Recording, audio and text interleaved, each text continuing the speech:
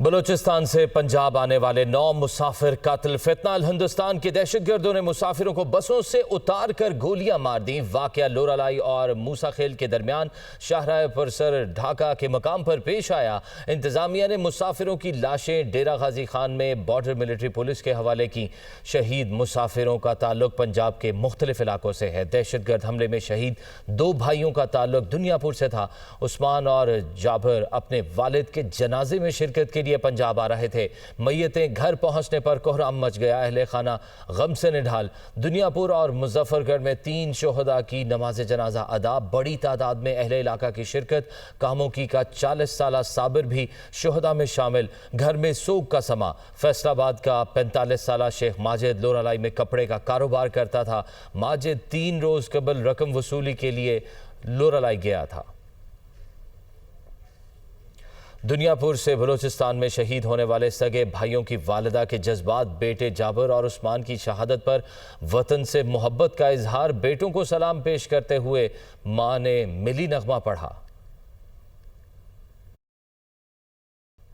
آگے بڑھتے ہوئے آپ کو بتائیں کہ وزیر اعلیٰ بلوچستان سرفراز بگٹی کی زیر صدارت امن و امان سے متعلق اجلاس۔ بلوچستان میں دہشت گردی کے واقعے پر آئی جی پولیس نے تفصیلی بریفنگ دی۔ وزیر اعلیٰ کا واقعے میں ملوث دہشت گردوں کو منطقی انجام تک پہنچانے کا حکم۔ وزیر اعلیٰ سرفراز بگٹی کا کہنا ہے کہ بلوچستان میں معصوم جانوں کے قاتل کسی رعایت کے مستحق نہیں۔ دہشت گردوں کو ہر حال میں کیفر کردار تک پہنچایا جائے گا۔ دہشت گردوں کا تعاقب آخری حد تک کیا جائے گا۔ لیویز اور پولیس کی حدود سے بالاتر ہو کر کارروائی کی جائے۔ دہشت گردوں کے خلاف بلا تاخیر اور فیصلہ کن ایکشن لیا جائے گا۔ امن دشمن عناصر کے ساتھ سختی سے نمٹا جائے گا۔ بلوچستان میں قانون کی عملداری پر کوئی سمجھوتا نہیں ہوگا۔ وزیر اعلیٰ بلوچستان کی حکام کو دہشت گردی کے واقعات میں ریسپانس میکانزم کو مؤثر بنانے کی ہدایت۔ چیف جسٹس یحییٰ افریدی کی سربراہی میں قومی عدالتی پالیسی ساز کمیٹی کا اجلاس۔ اعلامیہ جاری کر دیا گیا۔ قومی عدالتی پالیسی ساز کمیٹی نے لاپتہ افراد کے معاملے پر گہری تشویش کا اظہار کیا۔ عدلیہ بنیادی حقوق کے معاملے پر کوئی سمجھوتا نہیں کرے گی۔ لاپتہ افراد کے معاملے پر ادارہ جاتی رسپانس کے لیے اعلیٰ سطح کمیٹی قائم کی گئی۔ اعلامیہ کے مطابق لاپتہ افراد سے متعلق اعلیٰ سطح کمیٹی معاملے پر ایگزیکٹو کے تحفظات پر بھی غور کرے گی۔ کمیٹی اجلاس میں جوڈیشل افسران کو بیرونی مداخلت سے تحفظ فراہم کرنے کا فیصلہ۔ ہائی کورٹس میں جوڈیشل افسران کو بیرونی مداخلت سے تحفظ کے ڈھانچے کا قیام عمل میں لایا جائے گا۔ جوڈیشل افسران کی بیرونی مداخلت کی شکایات کو مقررہ ٹائم فریم میں ایڈریس کیا۔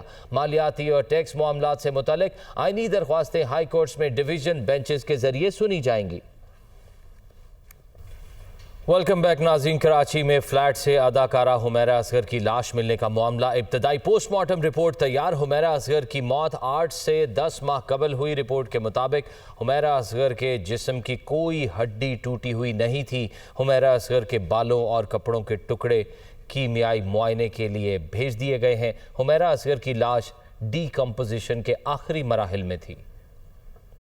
ماڈل و اداکارہ حمیرہ اصغر کی لاش ملنے کا معاملہ۔ کراچی کے علاقے ڈیفنس فیز 6 کے فلیٹ سے مردہ حالت میں ملنے والی اداکارہ حمیرہ اصغر کی ابتدائی پوسٹ مارٹم رپورٹ منظر عام پر آ گئی۔ پوسٹ مارٹم رپورٹ کے مطابق اداکارہ کی لاش 8 سے 10 ماہ پرانی نکلی۔ اداکارہ کے جسم کی کوئی ہڈی ٹوٹی ہوئی نہیں پائی گئی۔ رپورٹ میں یہ بات بھی سامنے آئی کہ لاش ڈی کمپوز کے بالکل آخری سٹیج پر تھی۔ پولیس حکام کے مطابق خاتون فلیٹ میں 7 سال سے اکیلی رہ رہی تھی۔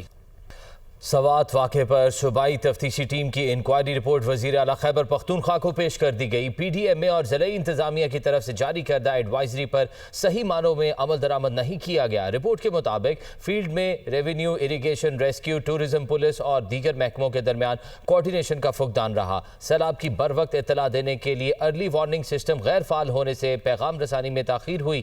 سیاحوں کو خطرات سے آگاہ کرنے کے سلسلے میں ہوٹل مالکان کی طرف سے بھی غفلت کا مظاہرہ کیا گیا۔ وزیر اعلیٰ نے انکوائری رپورٹ کی روشنی میں کوتاہی کے مرتکب افراد کے خلاف تادیبی کارروائی کی منظوری دے دی۔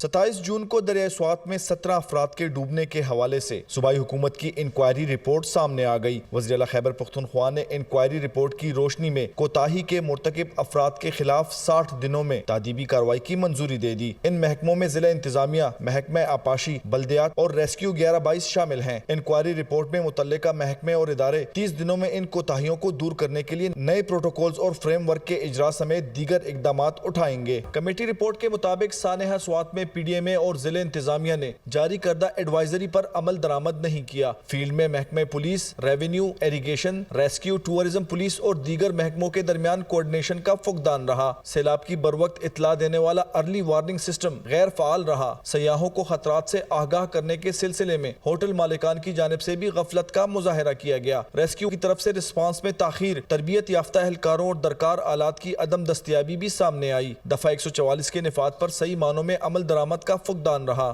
رپورٹ کے مطابق سانحہ کے فوری بعد صوبے بھر میں دریاؤں کے کنارے تجاوزات کے خلاف بلا امتیاز آپریشن شروع کیا گیا۔ گزشتہ 10 دنوں کے اندر 127 غیر قانونی عمارتوں کو سیل کیا گیا۔ 682 کنال رقبے پر بنے تعمیرات کی تجاوزات کو مسمار کیا گیا۔ 1874 کنال رقبے پر تجاوزات کی نشاندہی کی گئی۔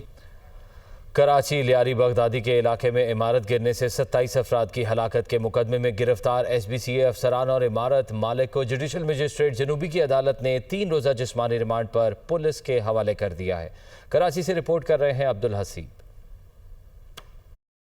لیاری بغدادی میں گرنے والی عمارت کے مقدمے میں گرفتار ایس بی سی اے کے 5 director, 2 deputy director, 1 building inspector اور عمارت کے مالک رحیم بخش کو عدالت میں پیش کیا گیا۔ سماعت کے دوران تفتیشی افسر نے ملزمان کے جسمانی ریمانڈ کی صدا کرتے ہوئے بتایا کہ ملزمان کی غفلت کی وجہ سے عمارت گری اور انسانی جانوں کا نقصان ہوا، جبکہ ملزمان کے وکلاء نے موقف اختیار کیا کہ مقدمے میں شامل افسران کا کوئی کردار نہیں۔ عمارت کے مالک کے اہل خانہ بھی واقعے میں جاں بحق ہوئے۔ ملزمان کے وکیل نے عدالت کو بتایا کہ عمارت 1986 میں تعمیر ہوئی تھی اور اس کا ریکارڈ ایس بی سی اے کے پاس موجود ہے۔ عمارت کی تعمیر کی اجازت اور کمپلیشن سرٹیفکیٹ کا عمارت کے مالک سے کوئی تعلق نہیں ہے۔ عدالت نے فریقین کے دلائل سننے کے بعد تمام ملزمان کو 3 روزہ جسمانی ریمانڈ پر پولیس کے حوالے کر دیا اور تفتیشی افسر کو 14 جولائی کو ملزمان کو دوبارہ پیش کرنے کا حکم دیا۔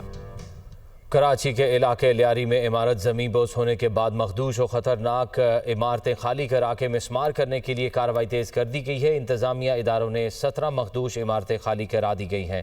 17 سے زائد خاندان بے گھر ہو چکے ہیں۔ کراچی سے اسی پر رپورٹ کر رہے ہیں علی مہدی۔